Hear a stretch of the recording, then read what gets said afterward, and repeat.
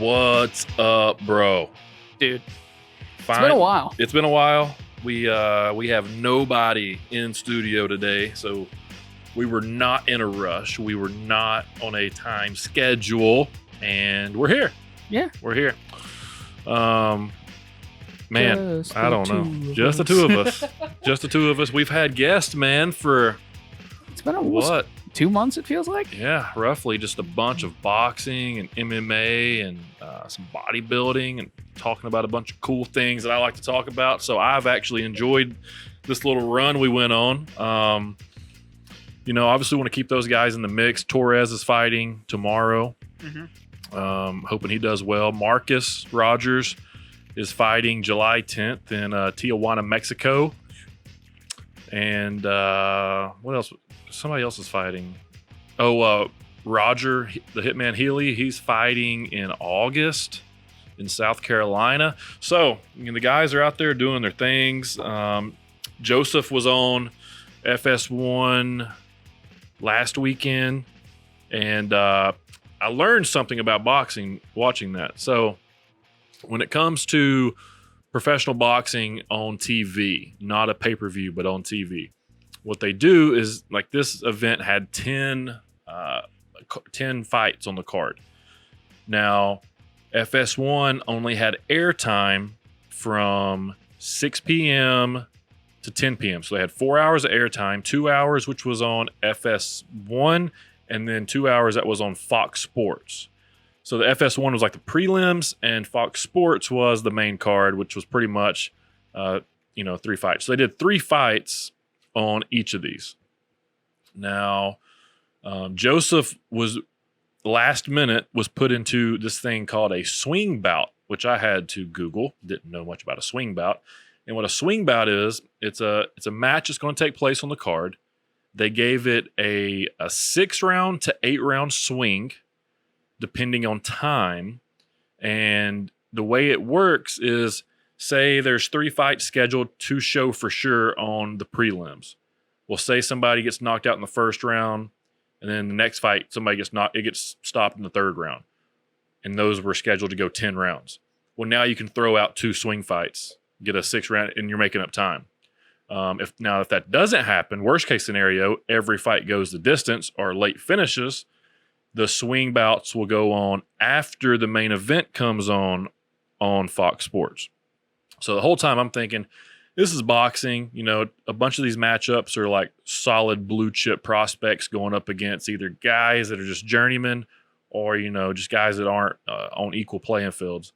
And there just wasn't any early finishes. There was the early finish happened in the main event, first round knockout. Everything else went deep into the rounds or was a decision or a draw, a split decision. So unfortunately, Joe didn't get the TV time that he wanted. However, his team was there. Marcus was with him. Coach Ernest was with him, and his wife was with him. So his wife took his phone, Facebook Live the fight, and he was actually the main event because he was the last fight to go on for the night. And it was still packed. Looking around, nobody left. Everybody was there still watching people fight. So he fought a guy named Vashawn Owens, and he'd been out of the ring for 2 years. And, just a visual, first glance, the guy was much bigger than Joseph. And then after talking to his brother, Roger, I found out the guy actually fights 2 weight divisions up, and he had a 8-inch reach on him, and he was about 5 inches taller than Joe. So, Joe went out there, Joe bangs. So he went out there and he'll take one to give one. And he did that several times. I thought he did fine. He, went into like the 5th, 6th round roughly. I think it ended up being finished by TKO. The guy got him out of there. But, there's a lot to be said for that. Like, I've seen Joseph fight in person, and Joseph's got the skills and he's good. And, he'll get out there and bang with you. As an athlete, one thing I can say is that there's this thing called an adrenaline dump. And that's the absolute worst thing that can happen to someone when they're trying to stay in cardio shape or fighting shape or ring shape, whatever you want to call it. So adrenaline dump would be like, that big moment that people talk about. What's he going to do when the lights are on, right? People say that about football. People say that about sports. So, what's he going to do when the lights are on? Anybody can win fights on the prelims. Anybody can win fights when nobody's watching. What's he going to do when, there's a stadium full of 10,000 people there, either cheering or booing you, wanting to see you get out there and throw hands? How's that going to work? Against a little bit of a step up in competition, a little bit of a bigger guy, how's that going to work? And my honest opinion, and I would tell him this, and maybe it's not the truth, but I think a lot of that had to do was there was an adrenaline dump, but also, not making excuses for him, but also a swing bout. Imagine, having to have your hands taped, your gloves on, in your gear, ready to roll from the beginning of the show to the end of the show, not knowing when you're making that walk to go fight. How do you get ready? How do you prepare? How do you get mentally ready to go? You'd almost burn yourself out trying to be hyped up for 5 hours. I've been there. I've done that. I've been wrestling on cards where, I've got to wrestle early, then I got to wrestle late, and I don't necessarily know when that fight's going to happen. So you kind of give it like an adrenaline dump. I've had an adrenaline dump of, being in the ring for the first time in front of, 1,000 people, and the lights on you and messing up a little bit, and then you freak out and you start to panic and your heart rate goes up. That's that adrenaline dump. Been there, done that, and I think that it was a little bit of that, a little bit of the swing bout, probably a little bit, upset that, he wasn't on FS1. And I also think that he was out there trying to put the guy out, trying to finish him when he should have just, touched him and kept moving and outboxed him. So, you live and you learn. He's still my boy. I'm going to, he's going to get back in here and we'll talk about it. And I want to, keep following him, following his brother, following Marcus, following all those guys. And then, Juan fought over the weekend too. Now, Juan, I watched that one, the bare knuckle fighting champ. First of all, that pay-per-view was awesome. Bare knuckle fighting is legit. I'm a fan of that. The moniker is the fastest rising sport in combat, the fastest rising sport in combat sports, and I have to agree. I mean, they're packed, they're getting pay-per-view buys, they're paying people, they're getting legit people on the cards like UFC champions, and it's wild. So Juan goes out there and fights this guy that looks like a broke version of Kimbo Slice, and when I say a broke version of Kimbo Slice, I mean a jacked man that looks like Kimbo Slice is who he's fighting. I don't know why I said broke version. And he went out there and banged with him. I'm talking about Juan ain't no hoe. He got hit. He hit. He was pushing him around. I thought he was in better shape. He outstruck him. Juan landed more punches. I 100% thought Juan won the fight, and I watch a lot of fights. I had Juan winning the fight. It went to split decision, and they gave the other guy the win. I have no clue how that guy won the fight. But yeah, so Juan went out there and balled. We'll get him on here and talk about that more too. But other than that, man, that was kind of the fighting recap for the weekend. No guest in here today. A lot of things going on, Ethan says, when it comes into the pop culture world. Oh, yeah. One of the biggest that I know of is, as of today, NCAA athletes are allowed to get paid. Mm-hmm. I think that's a big freaking deal. We were talking about it before the show. I've been following this at least as long as the lawsuit was going. Yeah. I think it's very important because I know a lot of kids that I grew up with were kind of screwed over by the NCAA. You're looking at one. Yeah. I mean, people like you, people like my friends that I knew, like they did really, really well, but didn't see a dime of it, of anything that was made because of what they were able to do in their particular sports. And it really sucks. But now things have changed. Times have changed. Thankfully, the NCAA has rescinded or changed how they look at things. And yeah, sure, the kids were getting scholarships. They were doing well for themselves, but they weren't doing as well as they could have. Yeah, absolutely. I mean, this is a subject that you can get into so many debates about, and you can take it several different, avenues, and there can be pros and cons in each of those, and it's crazy. My experience with the NCAA, and I call them the NCAA assholes, but there's no need for them. None of the laws are good. None of the laws are like, hey, you know what? This law is good for these kids because it helps them. None of them are like that. Like, you have a certain amount of hours that you can actually work during certain times of the year. You can't have a job during the season. No, absolutely. First of all, when I speak college sports, I speak from Division I football at the FCS level, University of Tennessee Chattanooga, if you're listening. So if you didn't know, that's what I'm speaking from. So for us, you're looking at, we had Monday was off day in season. Now, Monday was also voluntary. You watch film day, which meant you had to be there. There's a lot of voluntary things that happen in college that don't go on the books, but you supposedly are supposed to have X amount of hours that coaches can actually schedule out you to be doing something, whether that is a workout, whether that is a practice, whether that is film, whether that is team meeting, whatever it might be. You get a certain amount of hours that they're allowed to make you work. Now, that I'm not 100% sure, but I feel like it was around 30-ish hours when I was in school, something like that, right? So a job. But that doesn't count the time you got to be in the locker room putting on your clothes, the time you got to be in your locker room taking a shower, getting out of your clothes, the time that it takes to walk from the McKenzie Arena to Scrappy Moore Field downtown, the time that it takes to drive to Findlay if you have practice there, the time that it takes to walk to the meeting rooms, the time that it takes to walk to go get food to get back, the time that you got to go to the study hall. Like, those things are not in the book. So actual practice time, actual workout meeting time, you're looking at about 30 hours, which is between a part-time and a swing shift job. Yes. On top of that, how many hours are you taking that semester? Which the least amount you can take is 12, but if you want to get ahead and try to graduate early, you're looking at 16 or 20. So, now you're working, let's just call it bare minimum, 42 hours a week as a college athlete, not on top of eating, not on top of walking to classes, not on top of walking to the sports, not on top of driving places, none of that. 42 hours having to be somewhere during a school week, right? Now you got games. Now you got travel days.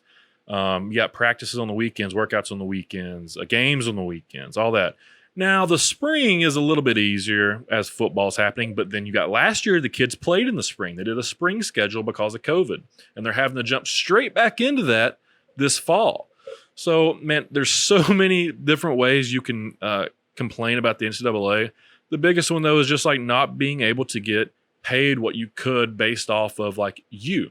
Like, if I was at UTC and I was the best player, most likely the jersey they're going to sell at the Spirit Shop or the Chattanooga store, or whatever, is going to be that number. Say it, just say mine, number 11.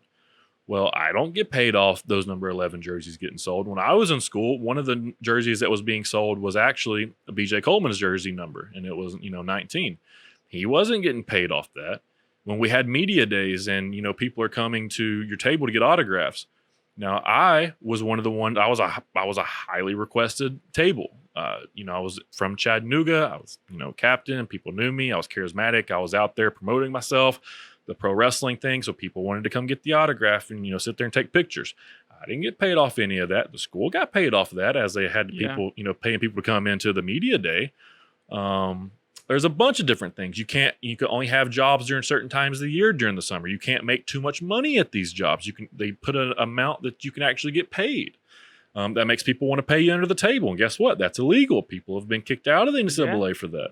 So it's very sketchy, man. And there's been a lot of people canceled from college sports and canceled from their universities and canceled from the NCAA because they were doing these things and now it's legal. That's kind of like saying, marijuana is legal, but everybody that is criminalized and put in prison for marijuana when it wasn't is got to stay in jail. Yeah.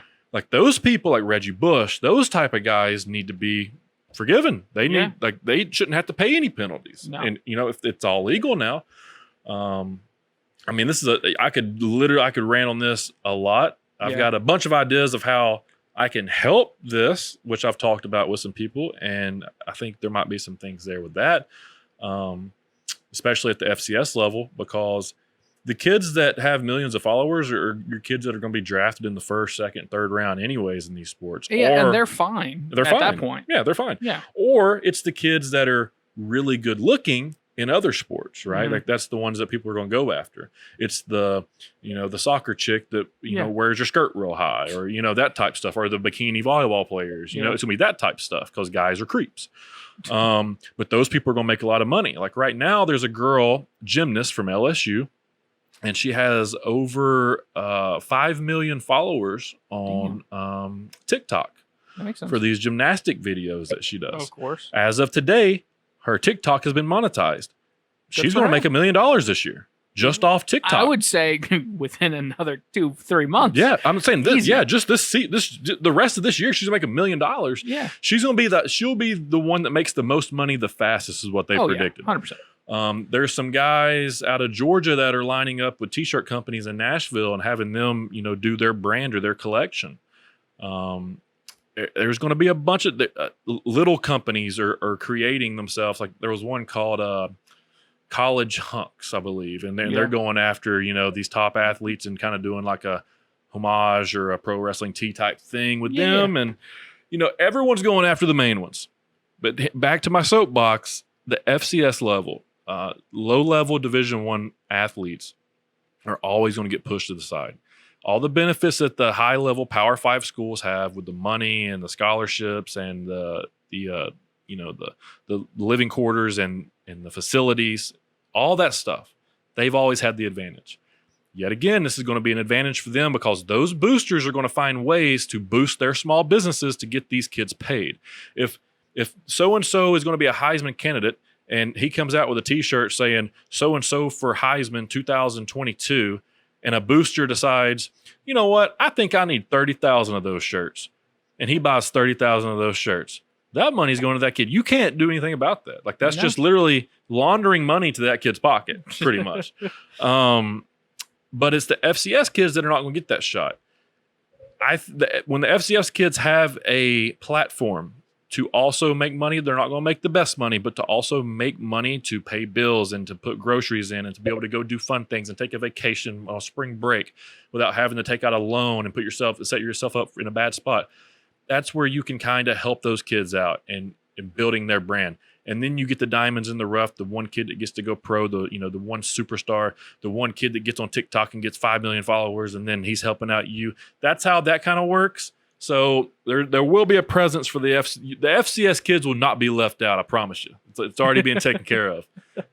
Those kids need a captain, and I know one. So I've been in their shoes. I know what they had to do. I know what they've been going through up until this point. I know how bad it sucks, and I know how to help. So there's some things to do there.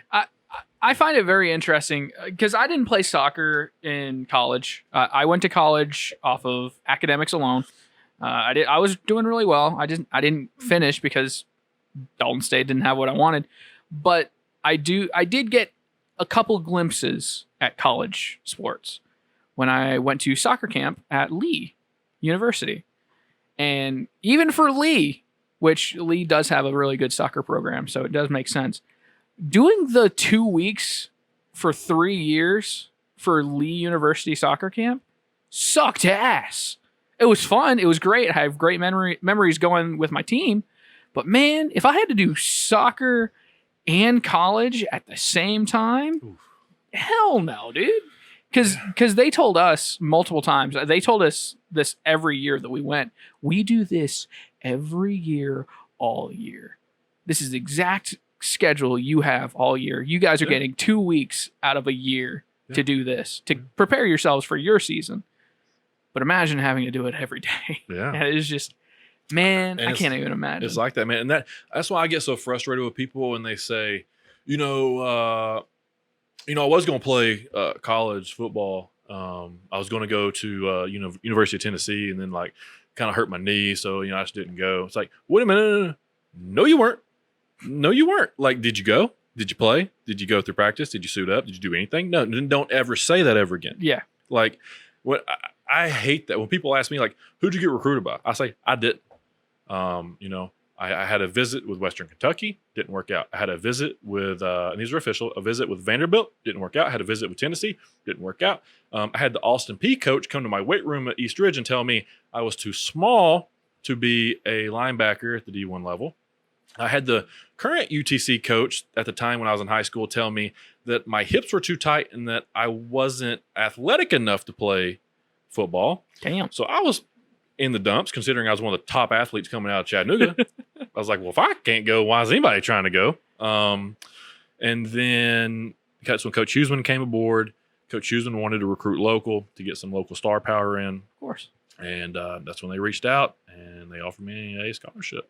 So the rest wrote itself. So, it's a matter of just kind of giving some kids a chance, finding out who's charismatic, who's going to get some followers, who's going to hustle, who's going to grind, and those people can make money. Those people are the FCS level kids. And it's not just football. It's basketball. It's girls basketball. It's softball. It's baseball. It's wrestling. Everyone wants to go after right now your top basketball guys and your top football guys. Have fun with that. Fight over all of them. I'll take everyone y'all don't want. Exactly. Quantity. I was one of those kids. Quantity. Yeah. I was going to say quantity over quality, but most of those kids are still pretty quality. They're college athletes. If they're college athletes, they're quality. Exactly. It's just a matter of like getting. There's a spectrum of good, and then like you said, diamonds in the rough. Yeah, there's outliers in everything. Of course. But yeah, I mean, there's like I believe the percentage is something great in just college. I think let's just say college athletics, but maybe college football. I think it's like 2%. I want to say it's like 2% of all high school football players will go on to the next level. Out of that 2%, less than 0.5% will stay the entire time. Out of that 0.5%, less than 0.5% will start 4 years in a row. And out of that 0.5%, 0.25% will actually go to the NFL. Jeez. So that's your odds. Yeah. And that's the ones that make money. Mm-hmm. Now, 99% of them can make money. Mm-hmm. Like you're going to see some kids that hustle. This is the Wild West. We are seeing the Wild West of the gold rush of college athletes. Oh, yeah. And I want to be involved in it. Anyway, I want to be involved. Enough sports. I'm tired of talking about sports. I've been silent for 2 months now. All right. We're going to talk about what I want to talk about for a little bit. All right. So, a couple things. Bill Cosby's free. Yeah, I heard drinks are on him. Hey, man, if he can get me through a good night's sleep, I'll take it. I'll take whatever putting these offering and putting the pool in the yogurt. Yeah, supposedly this was a deal that was cut like in 2015. Something like that. Then how did it just now happen? I watched the Philip DeFranco on it. Didn't really stick with me, so I'm definitely going to go back and watch it. He has a very good deep dive into it. Okay. From his Wednesday show, the June 30th, I guess. But from what I've been able to surmise from that video and what I've read, he cut a deal years ago prior to Me Too. That deal basically said it was like a settlement or something, but he still went to trial before the settlement. Okay.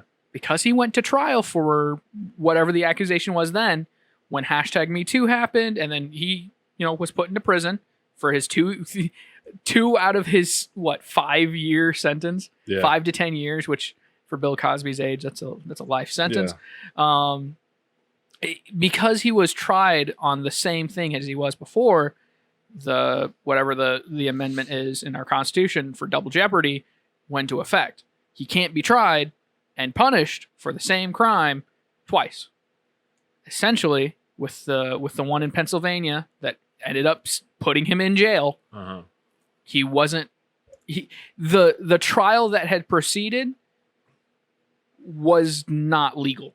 So essentially, even though he served 2 years, he doesn't have to serve the rest of it because it wasn't a legal lawsuit or a legal criminal case, I should say. What a great lawyer he has. It's the same lawyer as the impeachment. I think, or something crazy like that. There's connections here somewhere. That's awesome. As well as that, John McAfee died. Oh, I'm all into this. Oh man, I haven't talked to Chris about it, but man, we need Chris back in here at some point within the next two weeks so we can hear. Well, next week's booked, so the next week, sure. Okay, whatever the hell Chris is thinking, I'd love to hear it.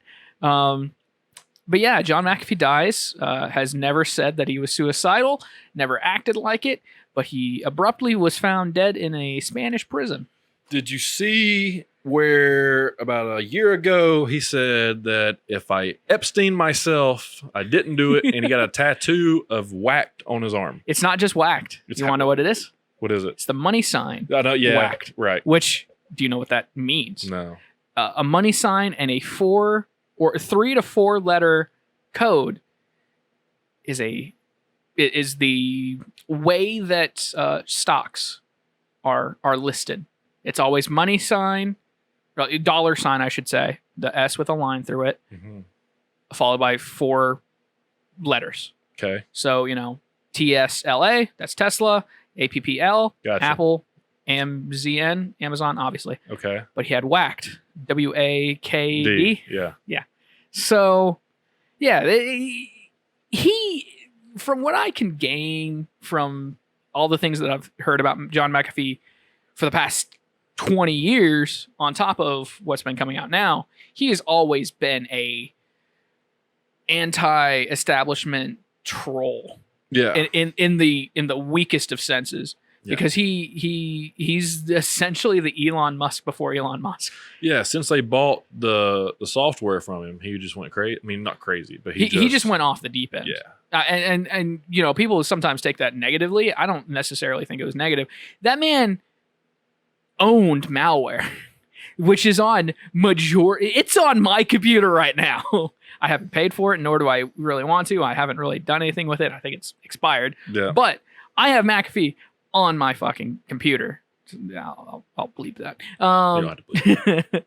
But I've got McAfee. Everyone's got McAfee. I'm pretty sure the government had a contract with McAfee for their virus software or something like that. So you did see it. Now, I don't know how true this is. I believe it was actually proven false, but it was a hell of a conspiracy, and I loved it.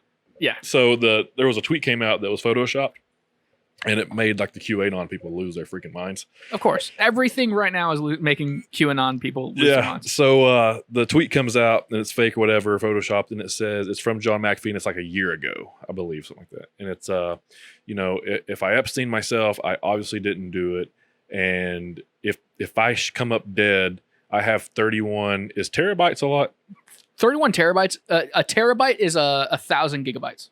Okay. So he had 31 terabytes of information pulled from the government through his software that he had stored in a condo at XXXX address, which he put in the tweet, right? Yep. The address was the condo that collapsed in Miami. Evidently, his lawyer was in the condo and is still missing. There's a lot of conspiracy theories. I don't necessarily think the condo has anything to do with it. I don't either. But it is a strange coincidence. I don't necessarily think there is any connection, by the way. But I think that there is a lot of coincidence when something like an Epstein dies or John McAfee dies. And then a couple days later, a condo just collapses. Yeah.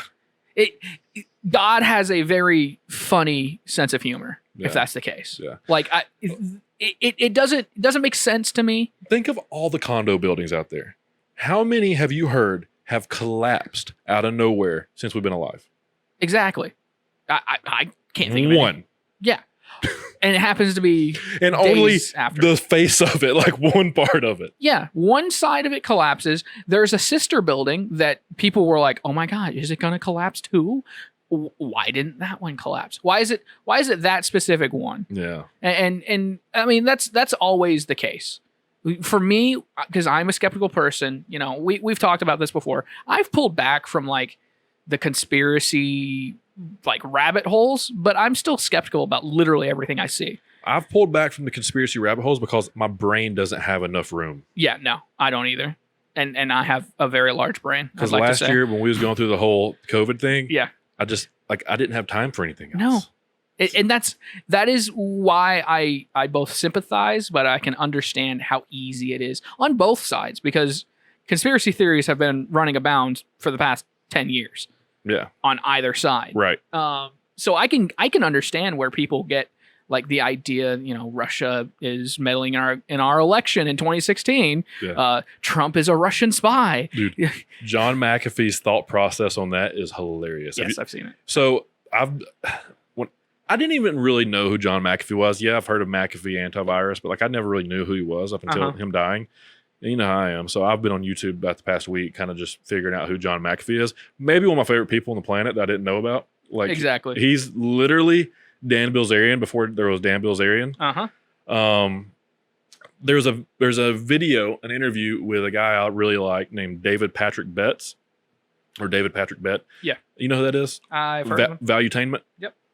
He does great interviews. He gives like financial advice, money tips, anything. So he did an interview 3 years ago with McAfee in his home. So here's a story he tells. He told it yesterday on his channel because he said his McAfee views have been going crazy up. So he was in Tennessee doing something. He got a text from a mutual friend and said, "Hey, if you would like to interview John McAfee, he lives 110 miles away. And you have to be there within 2 hours and he will let you in his house." So they get in the car and they drive there. They get there, they pull into the compound, and it's somewhere in Tennessee. It's either Memphis or Nashville. And they pull into the compound and they getting like shanked down by former Navy SEALs, former Rangers, former Spec Ops guys from the military. They're asking all these crazy questions about who they are, what they're doing. They finally get into the room to do the interview. One of the Spec Op guys goes, "Hey, we got 5 prostitutes upstairs that are on salary. So if you want to go have fun, go have fun. If not, Mr. McAfee will be down in 30 minutes to do the interview with you." Something like that. So McAfee comes down, does the interview. Halfway through the interview, there's a knock on the door. And like the way they got the interview set up, the front door is in the background. So there's a knock on the door about halfway through. And McAfee acts like no big deal. You see this big tatted dude with like combat pants on and looking like off-duty military, or like a Spec Ops guy, goes to the door and draws his gun on the person that's at the door. You kind of hear some stuff in the background. McAfee kind of turns around, looks back. McAfee's like packing too in the interview, he's like sitting down. So all that happens, and you kind of see David Patrick Betts kind of like looks a little antsy. And then later on, you find out what happened because nobody knew what happened 3 years ago. So he tells a story. He says the neighbor came over and was telling them to tell the dog to be quiet because the dog was barking. The Spec Ops guy walks up and is like, "Hey, buddy, it's our dog, our property. He can bark as loud as he wants to. Get off my property," and pulls the gun on him to get this guy off, right? Because McAfee is extremely paranoid about everything. So that guy goes over there, goes, "Cool, all right." Poisons a piece of meat, throws the meat back over, kills the dog. McAfee puts a hit on the neighbor. Spec Ops guy killed the guy that day. Jesus. After the interview, after everything happens, McAfee leaves the United States later that week. Jesus. Nothing comes out of that whole thing. Christ. That's what David Patrick Bett literally put on his show yesterday on Valuetainment. It's like a 2-3 minute clip. Wow. So yeah, that's the type of guy you're dealing with. Very paranoid guy. For probably good reasons. Interracial marriage. Yeah. Very flamboyant playboy billionaire. Have you seen some of the videos that have come out of like promos for McAfee antivirus? There was one that was McAfee how to get it off my computer, or how to and he's like doing coke and got girls pulling and the poor tech guy is just like trying to do this job. That's the most viewed McAfee video on YouTube. It's got 11 million views. It's like Old Spice meets Dollar Shave Club meets Hugh Hefner. Yep. It's just so weird and funny. I love it. Yeah, he's taking his shirt off, doing blow. It's incredible. It's so stupid. It's really good, man. But yeah, no. So we touched on McAfee and the condo collapsing. I thought that was very interesting.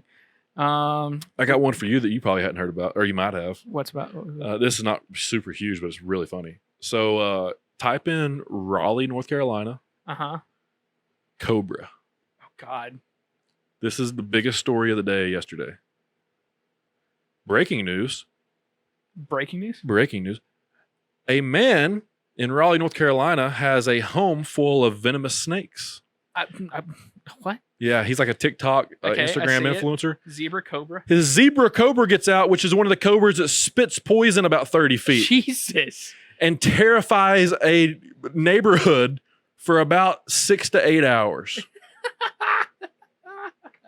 Pets, everything. He was bit in March by a mamba. A green mamba. A green mamba bit him in March. Oh my God. Yeah, man.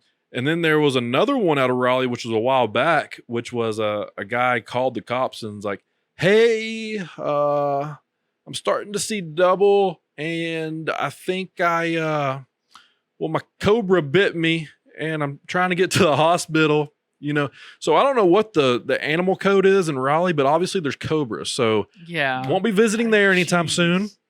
What the hell, man? Yeah, man. I've been watching, I think it's like Dodo or whatever. It's like that pet channel on YouTube and TikTok and Instagram. I've been watching some of their videos, some videos like ducks being adopted by a newly mothering cat. Oh, wow. And like her mothering instincts take over, so she raises the ducks. That's awesome. I've been watching videos like that, and they're nice. The cobras, though, that's some stupid shit. You know what you'd call a cat duck? No. A cuck. I hate you so much. But with a K, because it's a baby. Courage. Yeah. Anyway. Yeah, no. What about TV? Any shows you've been watching?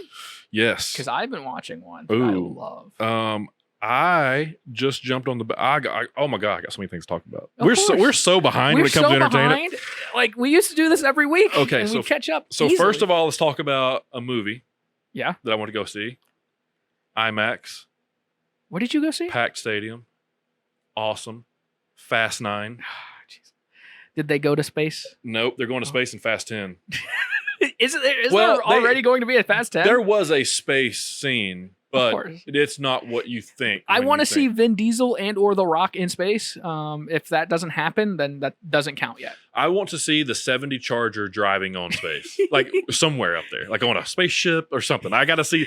Vin Diesel's got to pop the wheelie in space, or I'm not believing it. I saw a TikTok the other day, and it was just this dude in a bald cap, and then like another, like him in a wig, and he's in his car, and he's going back and forth, and you can't see out the windows, but he's like, the caption is like, they actually did it. Oh my gosh, Fast 9 actually did it. And it's him, and he's like, you can't go out there. There's no oxygen out there. And him and the bald cap is sitting in the driver's seat, and he's like, I'm not doing it for me. I'm doing it for family. And he gets out of the car, and it's just him flying through space. Dude, it's so stupid. So here, let me tell you something. One of my favorite movies of all time is Fast and the Furious, the original. Just the original? The original. Okay. Because when I was growing up, it hit me at that certain time that was my show. Of course. And there was no streaming. It was DVD. Mm-hmm. And I saw it in the theater a couple of times. I got the DVD and I watched it every day. That was my movie. My favorite car as of today, still to date, is a 1970 Dodge Charger that I want in my garage. Like, that isn't what I want. Okay. Anyways. I get that. So one of my favorite movies of all time, Fast and Furious. Love the franchise. Hate Too Fast, Too Furious. Anyways, I hate Tokyo Drift. Sorry. Anyways, I heard so many people that love Tokyo Drift. Well, not me. So here recently, and when I say here recently, I mean pretty much everything outside of Fast and the Furious and Too Fast, Too Furious, it got a little different. I mean, I feel like at this point, it's like the Michael Bay Transformers. Yeah. Got a little different, right? You watch them. You don't enjoy them. You enjoy them. You don't necessarily watch them. Yeah, it's just the same thing. It's action from beginning to end. Yeah. Storyline gets confused. You don't know what's going on. And like, they're surviving these crazy stunts and they're getting beat up and they're alive and cool, whatever. There's magnets and shit. But this one, they did it right. And you know why they did it right? They parodied themselves. Oh, really? Yes. I can appreciate that. And that's why this one is getting rated so high. Okay, so think about this. Tyrese in it, he's the comedian. Obviously, don't spoil it, because at some point I will eventually want to watch. Not spoiling it. Okay. But Tyrese in it multiple times makes the comment as in like, man, can you believe that we've been doing this for almost 2 decades and I ain't got a scratch on me? Like, bro, like I'm getting younger. Like I never got hurt. I just flipped 13 times. My car's barely messed up and like I'm no scratch. So something like that gets said multiple times throughout this. I can appreciate Then that. you start playing into it and like, just to say, I'm not going to say anything like who it is, but there's a scene where like a car literally tumbles down the mountain. Okay. The whole mountain. Okay. Lands at the bottom. Barely anything wrong with it. Homeboy gets out, not a scratch, not a sweat. The shirt's not even messed up. And they just kind of look at the screen and like break that fourth wall and then go on with the movie. So I can appreciate that they've finally been like, all right, everyone knows that none of this stuff can happen. The Rock can't really grab a helicopter by a chain and bring it around, right? Yeah, no. But if you just play into the fact that this is completely horseshit, it makes sense. Yeah, it's the suspension of disbelief that like every sci-fi movie, every other movie really plays into for itself. Yeah. So yeah. So I didn't like the last one, even with the Rock in it. Like I like the Rock's parts. I couldn't get into it. I was getting out of it. I was starting to be like, I don't even care if I go see the new one. This one brought me back in. Yeah. They got me back. Good. So it was fun. And back to shows. Yeah. Probably a little bit of time lapse there because we had to cut real quick. But back to shows. I've been watching Suits. Okay. Explain to me what Suits is. All right. So I never wanted to watch Suits because it just looked cheesy. However, Suits is about a really prestigious law firm. I call it New York. Okay. And there's this guy named Harvey Specter. And Harvey is the man. He's the closer. He is the Wolf of Wall Street. He is the guy, right? He's the superstar. Okay. There's also the main lady who owns the firm, which is Jessica Pearson, and she's tough too. She's the one that is the toughest with Harvey. But they kind of grew up together. She got the big promotion. He didn't. He became the star. Then there's this other guy who's like trying to be a senior partner or whatever. But the story is around this guy that didn't even graduate law school, but he has a photographic memory. Okay. So anything he reads, he can pull from his brain, no matter when he read it, when he was 6, 8, 10, whatever. So he actually passed the LSAT without going to law school, and he's taking the test for wannabe lawyers that can't pass the test. Damn. So that's how he's making his money, and he's in the drugs and stuff, and then he comes across Harvey. He wants to get a job. Harvey's like, hey, you got to actually be a lawyer. Oh, shit. This is the show Meghan Markle's in. Yeah, Meghan Markle's in it. That's funny. So yeah, we just finished season 1 and started season 2 last night. And there's 9 seasons. Dude, and it's really good. Okay. It's a really good show, really well thought out, really well written. It keeps you engaged. It's all like from one episode to the next, it's pulling you. Mm-hmm. It's keeping it going. See, when you first said Suits, I immediately thought of Burn Notice, which is really freaking good. I like Burn Notice. Yeah. And Blue Collar. I really like Blue Collar. I like Blue Collar, and they're all similar shows. Yeah, they're kind of that NBC, not prime time, but just before prime time. This one was USA Network, and it came on after wrestling. USA, I just never watched it. Yep. And you would think I'd been watching it my whole life. See, NBC, USA, those two channels usually had pretty good shows, like Chuck. Yeah, I've talked about Chuck plenty. Mr. Robot. Yep. Like Mr. Robot replaced this after it went off the air. Oh, I see. Yeah. And there's actually another show called Pearson, because the firm is Pearson Hardman, and Hardman just came into the show on this one, and it's the dude that's in Billions. So, it's a mixture of just like Billions and like every stockbroker. Is it the main guy from Billions? Nope. It's it's the main guy's guy, the main guy's right hand man from Billions. I see. I'm looking at the cast list now. Yeah. So it's okay. It's legit, man. It's a good little show. Well, I've been watching Loki. Ooh, Tia watched all that. We've only got 2 more episodes. It's literally only 6 episodes, but they're all each an hour long. Yeah. And I love that. I would prefer if they just release them all at once so I can binge it. Yeah. Because I just want to know what the story is. Yeah. Just give me the whole story and we're good. Yeah. Or at least like 2 episodes a week, maybe. Yeah. 3 weeks, you get the hype. The only thing about Disney, man, they do that. But I guess it keeps you coming back. It keeps me coming back, and I understand that. I did the because I got paid a little bit better than I usually do. There you go. Quarterly bonus. So I was like, you know what? Hulu, ESPN Plus, Disney. It's like $69.99 a year for all three. That's it's no a decision. steal. No decision. That's just super easy to do. Yeah. So I did it. And so I've been catching up on some old anime that I'm not really catching up on. I'm rewatching. Mhm. There's one called Cowboy Bebop. Okay. It is a classic.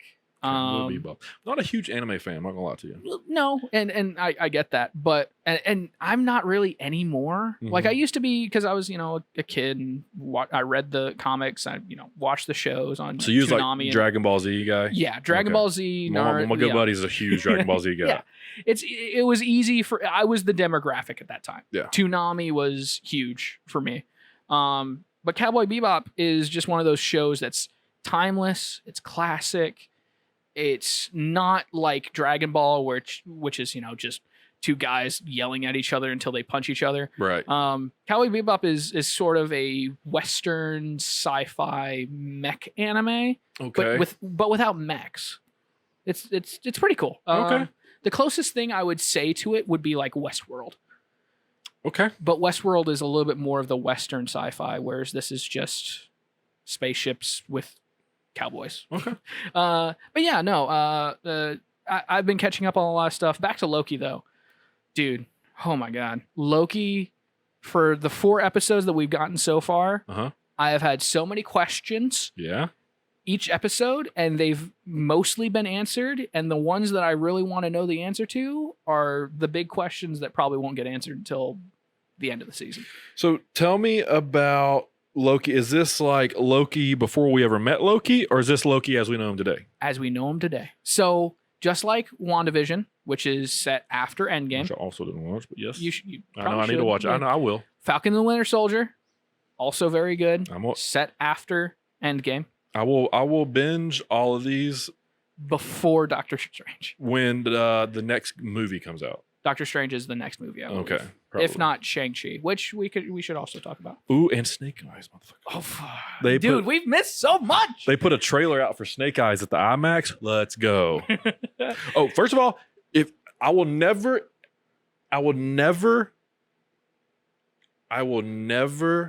watch a premiere movie not at the IMAX ever again. That's fair. That's entirely fair. I understand that. Yeah. After going to the IMAX to watch Fast 9, and then going to watch Spirit Untamed at Northgate, you will never catch me at not the IMAX. Yeah. So with Loki, it is legit immediately during Endgame. Like in Endgame, they're doing the time heist. They're trying to steal the Tesseract. Yep. After the Battle of New York, Loki's defeated. They're walking him down, and then Hulk bursts out of the stairwell, knocks Tony down. Yep. The Tesseract falls right in front of Loki. He picks it up. Yep. He's gone. This picks up basically right as Tony gets knocked down. Tesseract picked up.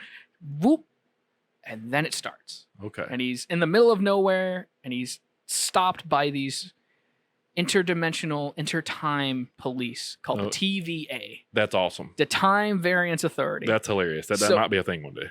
Well, I mean, it is a thing, obviously. Yep. And I'm sure at some point, yes, it will be a thing. So the Time Variance Authority in the comics were always there right as a bad guy was ever to do something with time.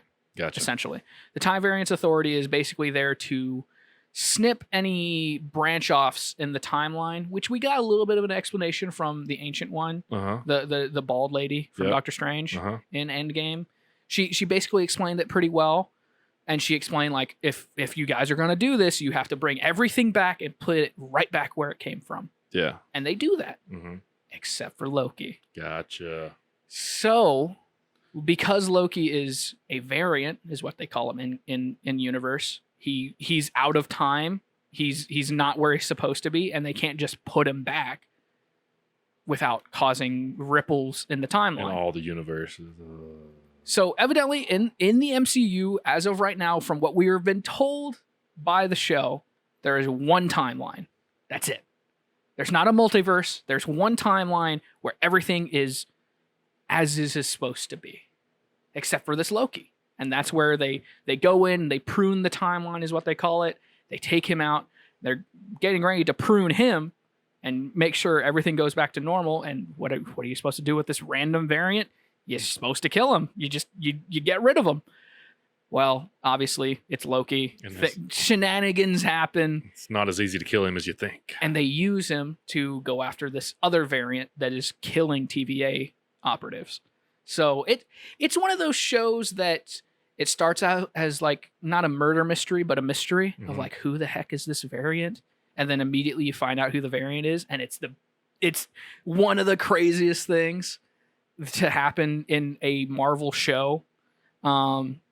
It's very good. The TVA itself has this analog, out of time, like 50s, 60s aesthetic.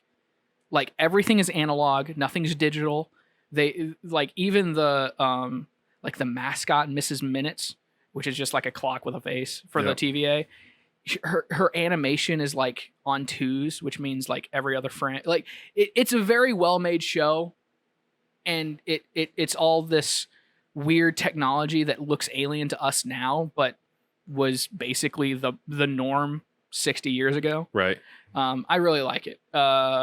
It's a really good show. This last episode that happens literally yesterday is so good. That's awesome. It's setting up a lot. Doctor Strange is going to be a really interesting movie because that's evidently supposed to be the next one. If, the next major movie, I should say. Okay. Because it's called Into the Multiverse of Madness. Okay. Man, I'm so excited. Yeah, there's a lot of good things going on. Before then, we've got another movie. Okay. Shang-Chi and the Legend of the Ten Rings. That looks great. I am so excited, man. I sent you the trailer that came out like last week. Yeah, I was fired up about it. Look good. Dude, it's got Abomination in it. Yep. From the Hulk movie nobody wants to talk about. Yeah. It's going to be so good. It's legit. And Snake Eyes is legit. Snake Eyes, dude. As soon as I saw that, I was like, Gunner. Gunner, dude, what the fuck? And so it came on in the IMAX, and I was like, ooh, this looks really good. What is this? And then at the very end, you see the helmet, and I was like, oh, Snake Eyes. Oh my God, yes. It like took me to the very end to figure out what it was. I am appreciating how Western movies are slowly slipping into a like. They've always kind of been, especially with John Wick, this martial arts, like, I mean, Shang-Chi, Snake Eyes, like I said, John Wick, like they're very kung fu. Have you seen Nobody, Mr. Nobody? Oh God, I need to. I've legit. heard so many good things about it. It's legit. I've heard that it's the it's the dad version of John Wick. I couldn't. The way I would have said it would have been like it was the John Wick with less guns. Oh yeah, that's how I'd have said it. It's the guy who you don't think would be John Wick playing John Wick. Like that's the movie. It's the guy from Better Call Saul. Yep. Like, and so I've never seen it, so I don't really know much about him. Yeah, I wasn't a Breaking Bad, Better Call Saul guy. I have been rewatching Breaking Bad. I heard I need to. I've literally watched the first 5 episodes maybe 10 times. Same thing with Westworld. I've watched the first 2 episodes 10 times. I mean, I've got HBO Max, and I've been meaning to sit down and just like binge Westworld, but I just can't get into it. I know. And I hear if you get past the first couple episodes, you're good. Yeah. What else? Rick and Morty came back. I don't know if you ever watched Rick and Morty. I'm a huge Brendan Schaub fan. Fighter and the Kids, right? Yeah. I know that. So Brendan Schaub was hyping up some Rick and Morty, and he said that it's the best. And me and him have very similar taste. He said it's the best animated show of all time. I wouldn't say that. What would you? He said. That's him. But like, what would you say? I mean, if I were to say what is the best, Simpsons. No, I would say Avatar: The Last Airbender, which is funny because it's it's a kids show, but it's a very good kids show. Okay. Rick and Morty though, I mean, yeah, it's like The Simpsons. It's like American Dad. It's like Family Guy. It's one of those shows that if you watch it without like anything around it, you're good. But as soon as you just like start talking to people about it, that are like fans about it, they just kind of ruin it because there was that joke like a couple years ago, maybe season 2 or 3. There's like, oh, you only smart people get Rick and Morty, and it's like no, it's like The Big Bang Theory. All of the science in it is like lowest common denominator, lowest branch on the tree science. That could be funny. That can be funny. And even if it's like high quality science, it gets explained by Rick so shittily and so like nonchalantly that you pick it up. Yeah. Like there's nothing smart about this show. Right. Now, I will say this, it is written very well in the fact that like, oh, something from 2 seasons ago might show up now. And if you binge it, you'll be like, oh my gosh, there's that person. Yeah. Or, a joke about, X, Y, and Z from 3 seasons ago. Cool. Sure, it's not a smart show. Yeah. It's not the best show ever. Okay. It's got its issues. But I will say this, season 5 so far, 2 episodes in. Legit. It's legit. Yeah, I like it. Yeah, I've got to go through and watch that one day. It's funny. You will I enjoy. I like The Simpsons. Mhm. I like Family Guy. I like American Dad.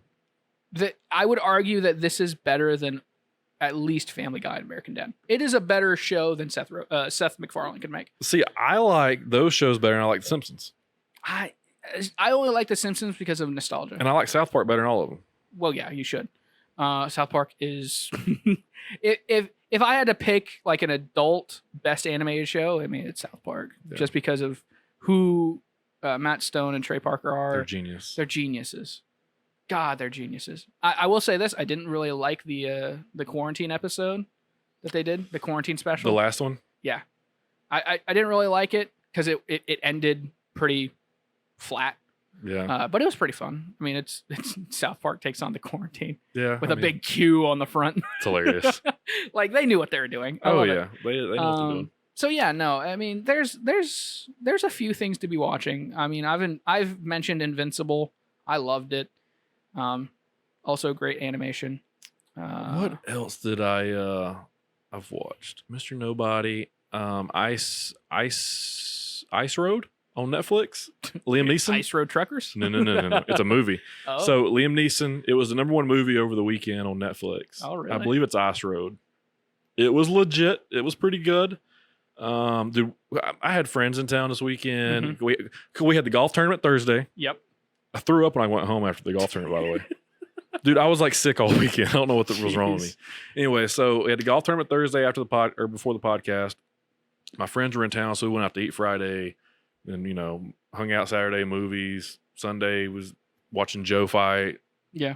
Busy weekend. So a bunch of movies got watched, and Tia's off this week, so we've just been kind of, get home, lay around, watch TV, and kind of catch up. Yeah. What else did we watch? We ended up going into Suits. I've been watching a bunch of business movies because I'm huge into Ponzi schemes right now. So Bernie Madoff. Yeah. There's a movie with him played by Robert De Niro called Wizard of Lies. I've heard of it. Yeah. It is pretty good that nobody would ever think of. Then there was another Ponzi guy. It's Billionaire Boys Club. I've heard of it. It's legit. It's pretty good. And there's another one called Con Man. Yeah. Also pretty good. And makes me want to be a Ponzi scheme guy. Hey, how about not? Yeah, I guess. Dude, Bernie Madoff ran that thing for almost 30 years. And just ran out of money. Yeah. That was the only problem. Just don't run out of money, Well, 5Ed. Well, here's the thing. There's an amount of money that you can make in a pyramid scheme to where then you can no longer make any more. Yeah. And it's 50 billion. Mm-hmm. And then you run out of people to invest. Like, isn't that funny? Like, if you keep doing the pyramid scheme to where you have to have somebody come under you to pay that next person, 50 billion is a threshold. He hit it and he's just like, can't do anything else. Just arrest me. I mean, that's pretty much what he did. The FBI shows up. He's like, I know y'all. I know why y'all are here. I know why you're here. Yeah. I did good. I ran out of money. And so, man, I went big on those. What else did I get into? I've been going through a bunch of stuff. Not a show. Oh. Some podcast. Are you a Tarantino fan? Well, it depends on the movie. I've always said that. I am not a major fan of Kill Bill. I get it. It doesn't speak to me.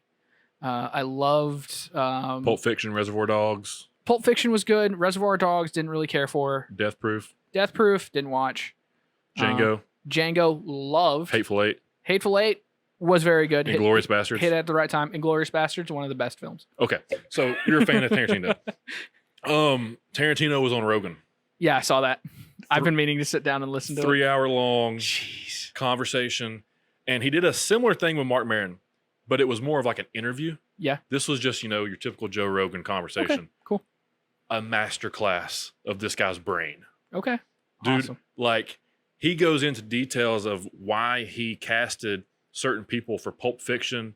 Yeah. And, like, who he was going to cast, why it didn't work, his relationship with Harvey Weinstein, his arguments with Harvey Weinstein, his big fuck you to Hollywood. Yeah. How he gets away with black comedy being a white guy, how he gets away with using the N-word and using okay.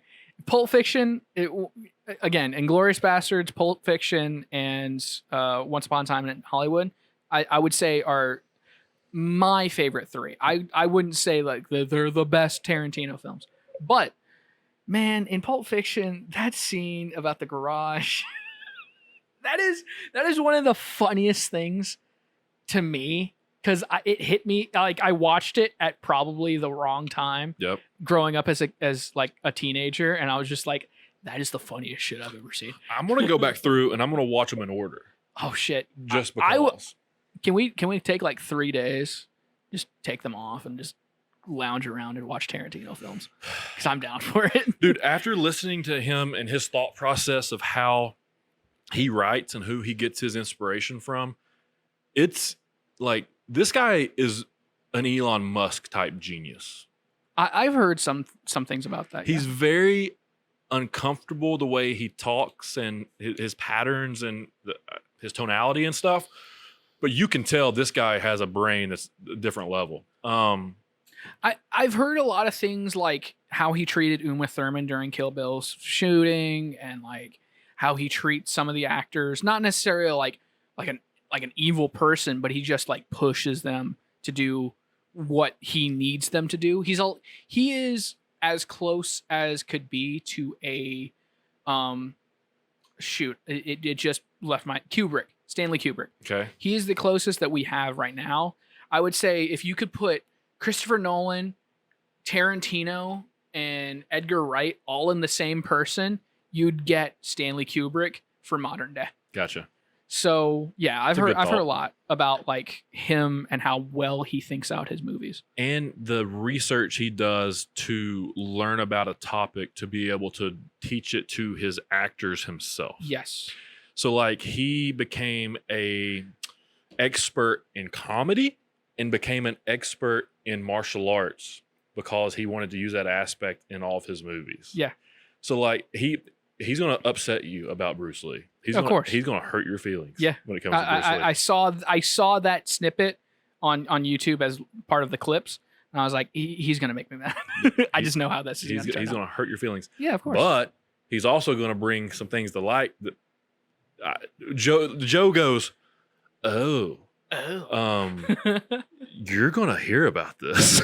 Like, you just said this to millions of people. You're about to hurt some feelings. Because Joe was like, in Once Upon a Time in Hollywood, you made Bruce Lee out to be an asshole. Yeah. Right? And he goes, well, if you talk to the stunt people in the industry, because that's the people that know Bruce Lee, yep. Guess what? Bruce Lee was an asshole. Oh, yeah. Nobody liked Bruce Lee in the industry as far as the stunt guys because he would hit them. And they wouldn't hit him back because, they don't want to hurt him. They don't want to hurt him. Yeah. So the fight that he has with that guy, he goes, think about the fight. He goes, the only person that got mad about the fight and the way I depicted him was his family, and they have every right to be upset. But for everyone else who wants to write a story about how I depicted Bruce Lee, they can suck my dick. Yeah. And Joe just lost it. See, I could respect that because he knows that like what he put out would upset the people closest to Bruce Lee. Sure. And he's I guess he's not necessarily He did not apologize. But he understands where they're coming from. He understands them. Yeah. I can appreciate that. I respect that. And he goes, and tell me this. The character that Bruce Lee fights in the movie is a war veteran. He's a killer, special ops guy who just got back from Vietnam. And like he's ready to kill people, right? And then you got Bruce Lee. So he said and he wrote the book before he did the movie. So in the book goes very detailed into this. And he said the scene is a best 2 out of 3 falls. So the character that I wrote would let the first person in the fall win every time to see what they're going to do the second time so he can counter. Yeah. So of course Bruce Lee wins the first one. And of course, if he's going to do the same thing, he's going to move out of the way and throw his ass up against a car the second time. And guess what? It gets broke up the third time and it's a draw. I didn't depict him to be anything other than what he was. One was a super smart special ops guy. One was a fake karate guy. That's what they were. Yeah. He goes, I'm sorry. That's who those people are. Mm-hmm. So, dude, he's brilliant. Like, I love it. His thing on racism was awesome too. He said something along the lines of like, here's how I get away with language, being a white producer. So this is my story and it is fiction. And in this story, I'm creating my characters. Therefore, I am that character. I can make that character white, make that character black, make that character Mexican, whatever he wants to be. I am that character. Now, my thoughts are what that character's thinking. And wherever that character is, he's going to speak as if he's speaking to people around that demographic, right? Mm-hmm. Okay. So he goes, if I have a guy that the character is from Compton, he's going to say the N-word. I'm going to write him to say the N-word. Yeah. And it's going to be okay for him to say the N-word because that's the language that he would use with those people in his community. Exactly. And guess what? You can't cancel me for that. You know why? Because the black producers can get away with people saying the N-word in scenarios where they might not even necessarily be using the N-word just because they're black. So you can't come at me just because I'm white using language that those people would be using regardless if I'm white or black as a producer. Yeah. So he goes, y'all can get fucked too. Yeah. He does does not care. No. And it's funny because like you hear about the stories, especially on Django and Pulp Fiction, the two main ones. Mm-hmm. Samuel L. Jackson talking to Tarantino about just say it, or I think it was Samuel L. Jackson and Django telling Leonardo DiCaprio, just fucking say it, bro. Yeah. Just say it. Anything we do on this stage is for the stage. Anything after is after. Yeah. Call me the N-word is basically what he says. Yeah. I love it. Because again, it's one of those things where for actors, because I follow actors, I listen to their interviews, I do all of those things. It's all for a show. Yeah. It's for the movie. If it can heighten the movie, especially a movie like Django, where Leonardo DiCaprio's character is as evil as what's his name in Inglourious Bastards. They're equally as evil. Yeah. And he would not hesitate to use those words. Yeah. Ever. Mm-mm. So why are you going to hold yourself back if you want to make a period piece that is good? Yeah. And Django is probably next to like 10 Years a Slave or 12 Years a Slave or whatever, which is also very good. Those two movies are equally as good in my eyes because they hit the right emotional notes, and they wouldn't if Tarantino said, we probably shouldn't say. We should probably cut back a little bit. Don't pull punches. Yeah. Punch and punch hard. Yeah, he goes, my movies are uncomfortable. There's scenes in my movies that are uncomfortable, and that feeling you get when that uncomfortable scene pops up, I got you. Yeah. Because that is now a Tarantino film. Uh-huh. And you expect me to Tarantine you. He says that? No, but I did, and that was incredible. That was good. I would have shirts that say I Tarantined you. All right, bro. Another thing he talks about, which is really cool, is his view on stunt work. Uh-huh. And he actually turned a high-level stunt actor or stunt lady into a main actor. Oh, really? Zoe Bell. Okay. So Uma Thurman's stunt girl in Double, which is Zoe Bell, is the main actor in Death Proof. I see. Yep. I get it. And he said the reason why is because she kept doing such a good job in Kill Bill that he wanted when, like, say Uma Thurman's putting her foot up on a car and it's actually Zoe Bell's foot, right? He said Zoe Bell was the first person he ever worked with that could act as good as any of them and also put the foot on the car. Yeah. Like, she can do it all. Mm-hmm. He said one scene she did in Death Proof, they had a car scene where it's like a 70 Charger and a 70 Challenger going down the road at like 70, 80 miles per hour. Mm-hmm. And he said the stunts were done at 70 to 80 miles per hour minimum. And the camera car was at 90 to 100 miles per hour the entire time. They wired her to the front of the hood of the car doing this and was hitting the car with the other car at the same time. So he goes, yeah, it was safe as long as they didn't crash and roll over the car because she was wired shut on the hood. So she signed paperwork prior to that saying, you know, like this, you easily can die doing this scene. Mm-hmm. And he said, you know, you got to respect that type of an actor. Oh, of course.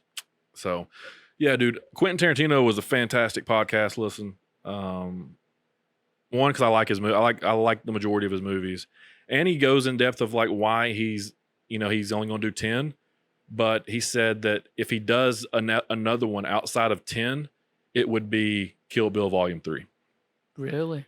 Yep. He said he wants to revisit the characters 20 years later after killing Bill. I like that. that. After they get the money, like where did they go? Mm-hmm. So he said there's a lot to be done there, but he kind of just wants to ride off in the sunset at 10. He don't know what it's going to be yet. I see, again, that's one of those people that I can really respect on that. Because I mean, it's like Edgar Wright. I know you didn't necessarily enjoy those movies, but making a collection of films that have nothing to do with each other necessarily, except that they are your films. Mm-hmm. I like that. Yeah. It's like, and I would like, in my brain, if I were to do something like that, they would all be connected. Yeah. In like very tangential ways. Like Kill Bill is in the background of Pulp Fiction or something like that. There is a funny little play in Tarantino films. The cigarettes, right? You can go to the websites and look for it, but there's some overlapping. Yeah. But it's very minimal. Mm-hmm. And again, I like the idea that there's a Tarantino universe of movies. And if he only makes 10, that's 10 decent freaking movies. Yeah. I can't think of necessarily a bad Tarantino film other than maybe, again, I have heard mixed feelings about Death Proof. So I don't even know if I've seen it.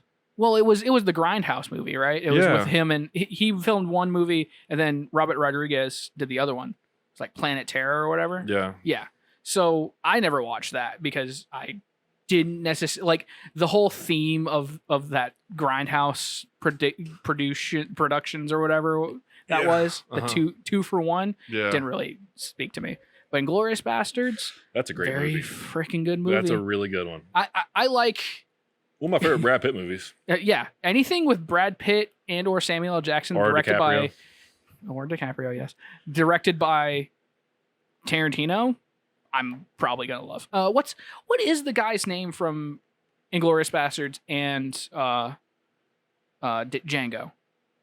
The German guy. I don't know. I always forget his name. I love the actor. He is one of those actors that anytime I see him, I'm like, oh, good. This is solid. Let me look it up real quick. But yeah, no.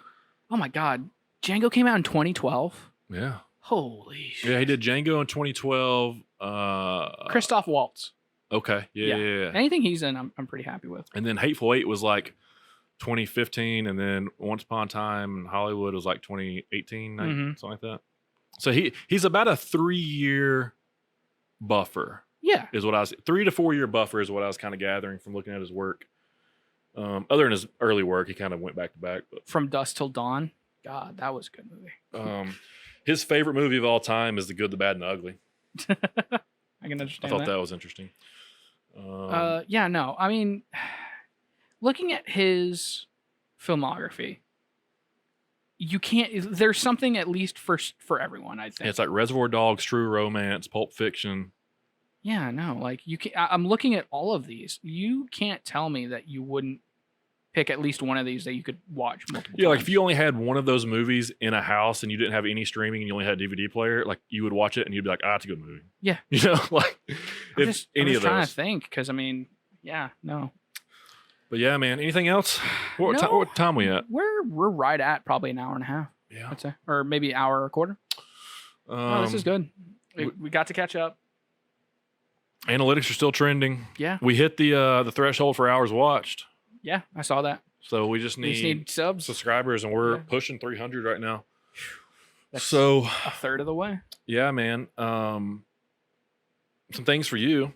So Brendan Schaub, man, I'm telling you, if I could, I love the Joe Rogan aspect of it, but the Brendan Schaub is more me. Yeah. So he's got The Fighter and the Kids, which is good. He's got Below the Belt, which is his solo cast. And then he's got Food Truck Diaries, which I want to steal so bad in Chattanooga and do like, something along the same lines. But he's just started his Thick Boy channel. Like his whole thing is like Thick Boy, like Thick Boy merch, whatever. But it's just vlogs. Okay. And it's literally like the vlogs of his days on the days he podcasts, like what he does, going to the gym, hanging with his boys, going to the next podcast, prepping, all that type of stuff. And then his boy Chin, which is his producer, which is funny because he's Asian. Always Asian. He has one too. And he actually has more subscribers on his regular channel than Brendan's regular channel. And it's all behind the scenes life of a podcast producer. Of course. Yeah. So that could be a thing. Yeah. Plenty of things to do. Plenty of ideas. Your boy's been coming with ideas. My entrepreneurial brain has been unlocked. I mean, we need to do watch-alongs for fights, but also I would argue, now that we've talked about Tarantino, maybe we need to do Ethan and Gunner watch A Tarantino film? films.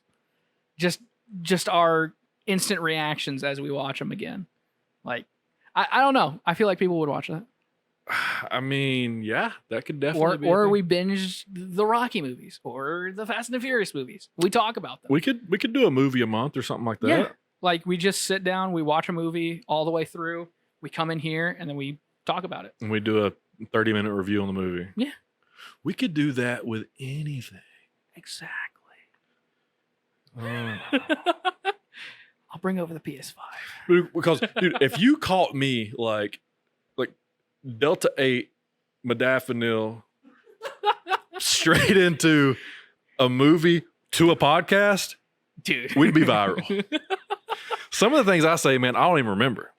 Like, I can believe that. Like, my best stuff is not on this show. No. My best stuff is just randomly talking throughout the day. Yeah, no. I don't know, man. Bunch of things going on. Appreciate you guys subscribing. Appreciate you guys listening, liking, doing all the things. Share. I guess it does help that I've been promoting it a little bit more.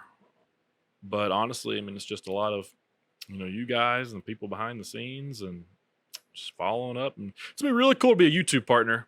Yeah. Get a little YouTube plaque. I want that plaque. Be real cool, man. Really awesome. Be real cool. Put the plaque in here. Be the first podcast in the studio to get the plaque. Yeah. Be awesome. The one that nobody wants to come over here and support. It is what it is. We're the underdogs at this point. We're the underdogs in this studio. Everybody counts us out. But we're the most consistent ones in this studio. I can tell you that much. All right. Well, that's all I got, man. Yeah. 73, 74? There's really no fights this weekend. Next weekend, or next Thursday, most likely, unless things change, a buddy of mine, Chris Baumick, is actually going to come on the show. He is the VP of sales for Echelon Bikes in Chattanooga. Okay. And I'm actually meeting with them next Thursday to potentially take over some of their business. Ooh. So I was like, hey, man, because he wanted to do the podcast. I said, cool, let me shoot for free. And he was like, all right, well, let me get you with the guys on Thursday. I said, how about this? I take y'all to lunch. I'll pay for everything. And you come do my podcast that night. He said, deal. So he's in California this week doing some shows, but he'll be here next Thursday and we'll talk to him. But during that, we'll be breaking down Conor McGregor versus Dustin Poirier 3 because that is July 10th. And I'm so pumped up. Y'all know your boy's a Conor fan. And I'm fired up for that card. That's going to be freaking sick. And another thing I got to complain about, Francis Ngannou is having his belt removed already after just winning the heavyweight championship because he's not defending it so fast. And they're doing Derek Lewis versus Cyril Gane for the interim heavyweight championship in August. Not happy about this. Not happy about it. But we'll talk about it next week a little bit because I'm sure some more info will come out. That's all I got. Southern Honor Wrestling tomorrow, Canton, Georgia, 8 p.m. Me versus Corey Hollis. Come check us out. It's going to be a great show. Next month's show will also be great. The next month's show will be great. And then October is going to be fantastic. So Southern Honor Wrestling, Canton, Georgia. Come check us out. Subscribe on all the channels. Like everything. Apple Podcast, Spotify. Going to the Brave game Saturday, so I'll give you all some updates on everything Thursday. So see you guys. Appreciate you listening. Bye.